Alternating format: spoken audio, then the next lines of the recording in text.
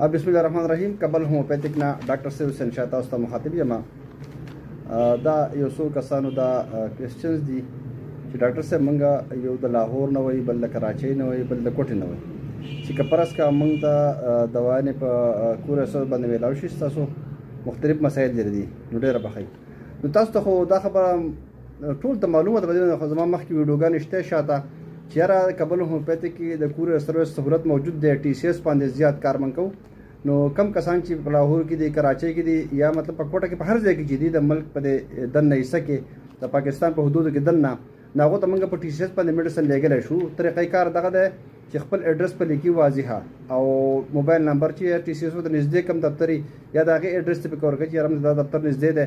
بل دا چې لکه هغه به زموږ سره دا کارپوریشن کوي چې هغه به خپل کم ډیټا چې دا مطلب چې هغه کم بیماری ده د هغې ټیسټونه الټراساؤنډ وغیره موږ ته خامخا په وټساپ باندې رالیږي، زموږ سره په وټساپ باندې کنټیکټ کوي او خپله مسله موږ ته په پرسنل کې خامخا بیانوي. د هغې په رڼا کې به انشاءالله هغه موږ میډیسن ورکو او لیږو به دا ټي سی ایس سروس ټول پاکستان کې کابل هومیوپیتیک طرف نه شته. صحیح ده؟ نو ټي سی ایس سروس بالکل شته، تاسو په ټي سی ایس باندې میډیسن غوښتی شئ. دغه د څو کسانو د سوال جواب دی. مننه کوم، په دعاګانو کې مې یاد ساتئ. جزاک الله خیر.